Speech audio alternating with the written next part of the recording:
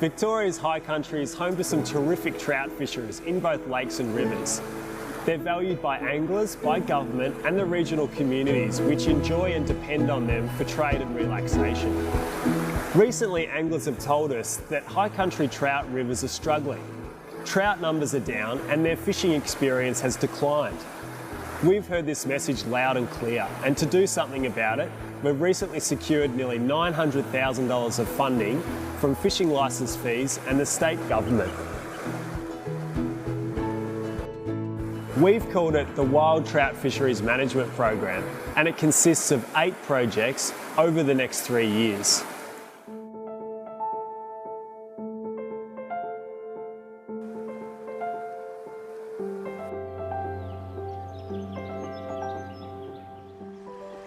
The first project investigates whether summer temperatures are adversely impacting trout populations. Because trout are from the northern hemisphere, they have a preferred range of cooler water temperatures. And we know that at times, Victorian river temperatures exceed thresholds at which trout feed, grow and survive. In this project, Arthur Rylah Institute researchers will track brown trout in the Dalatite River to see how they respond to fluctuations in water temperature. When water temperatures increase, do trout move? And if so, at what temperatures do they move and where do they go?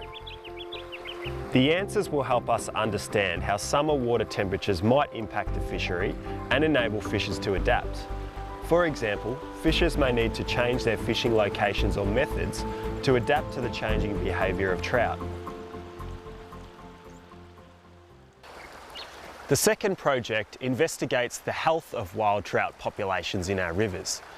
Most high country rivers contain self-sustaining populations of trout which breed during winter of each year. These rivers do not require stocking because, generally speaking, wild breeding creates the next generation of trout and help from a hatchery is not required. This project will gauge the strength of annual breeding by these wild river fish, which is an indicator of adult trout numbers in future years. 12 high-profile rivers in Victoria will be surveyed at 3 or 4 sites each year to provide a report card of trout population health. The initial list of priority wild trout waters include Halka River, Dalatite, Kiwa, King, Upper Yarra, Ovens, Upper Goulburn, Ayr, Dargo, Jamison, Tarongo, Upper Midder and Narrial Creek. This project will also consider whether predation and competition from other species is affecting trout populations in our rivers. Carp is one such species, so during survey work across the 12 priority rivers, scientists will record information about carp, including their size and abundance, along with other possible predators of trout, such as cormorants. This project's about looking for patterns that correlate to trout abundance and condition.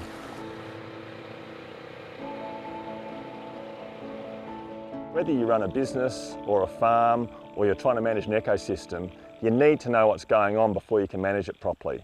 And that's why I'm just delighted with this wild trout program, because it's extensive. There are 12 different streams being studied. It's going to run for 3 years, and it's going to give us an understanding of how our wild trout fishery functions that, so far as I know, we've never had before. The beauty of this survey, and especially the recruitment stuff, is that for 3 years, over 12 important rivers like the Halka and the Mitter and the Narrial Creek, we're going to have a really good understanding of the population dynamics of those streams. How well the fish recruit, how well they survive, that's a really important thing. And what are the things that influence all that? And also to give us anglers some sort of context to understand the good years and the not so good years that are an inevitable part of a wild fishery. We can't assume that it's always going to be flat and even. There are going to be peaks and troughs. But given those peaks and troughs, how can we best manage that fishery? And this research is really going to help us understand that.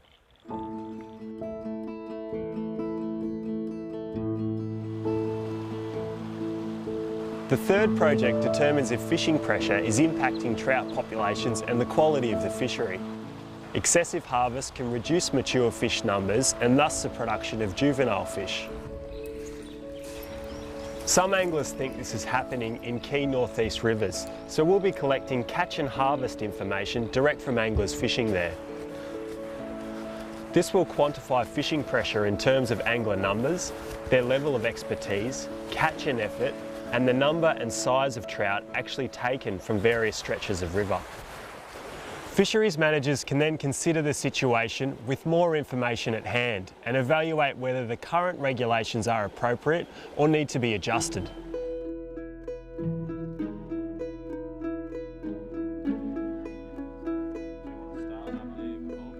The fourth project is a bit different. It's less about the fish and more about anglers and good communication, with an opportunity to talk through the results and gain a genuine understanding. To that end, each year, beginning in 2015, fisheries managers will host a public conference all about our trout fisheries. Everyone's invited, whatever your interest in our trout fisheries. This will provide a great opportunity to also hear from world experts on trout fishing, as well as fisheries management and science.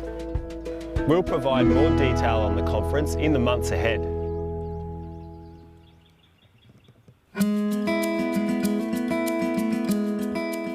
The fifth project also involves anglers. We want to use catch records from angling clubs and competitions as an indicator of fishery performance. It's worked well in our southwest crater lakes for monitoring trout and salmon fisheries, and we think it's well suited to help understand our wild trout fisheries. As this angler catch data increases, it will allow us to track the performance of the fishery from one year to the next.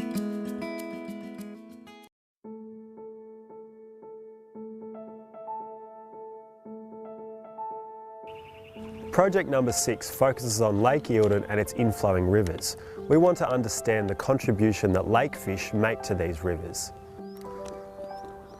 Are the movements just seasonal at spawning time, or do some fish move up into the rivers and stay there? Do some even become river residents, not returning to the lake at all? Lake Eildon is a huge expanse of water. Its depths provide year-round cold water refuge for trout, a very small proportion of which are stocked. If our rivers are getting too warm in summer, then maybe trout that once navigated upstream are just no longer doing it. To better understand this, we will look for unique signatures on the ear bones of trout to understand where they were born.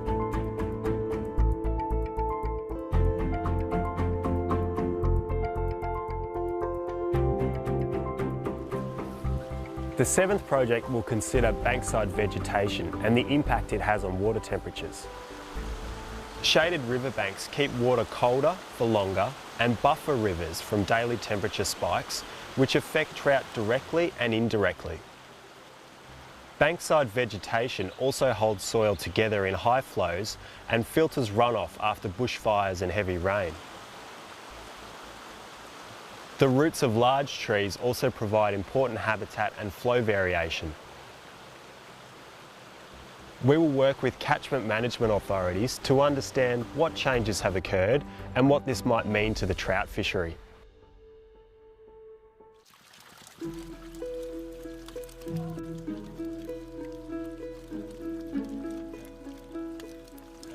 The eighth and final project will assess whether stocking can assist wild trout fisheries to recover.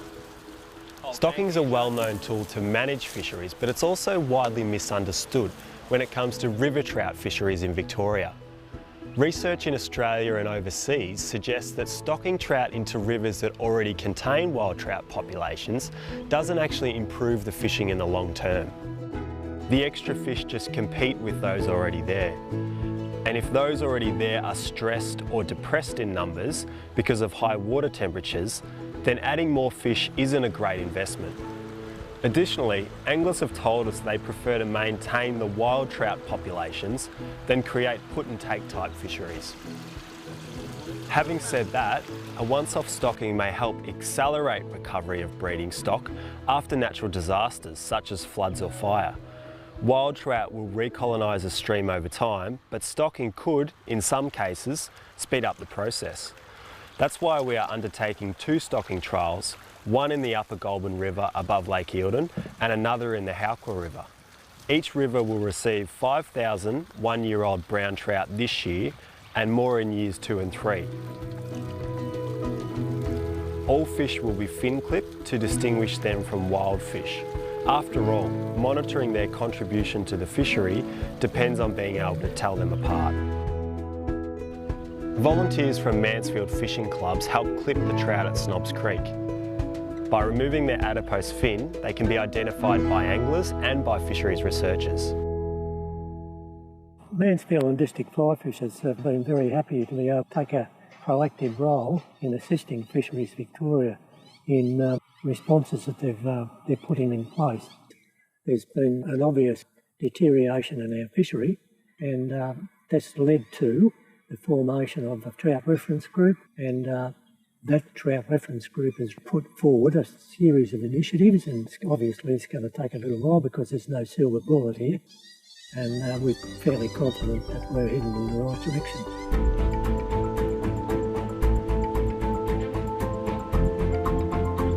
That's a lengthy explanation of the Wild Trout Fisheries Management Program, but an appropriate one given the size of investment by anglers and by the government. Project by project, we're committed to keeping anglers up to speed with our findings. We'll update web pages, post progress reports on our Facebook page, and look forward to seeing plenty of anglers at the annual conferences.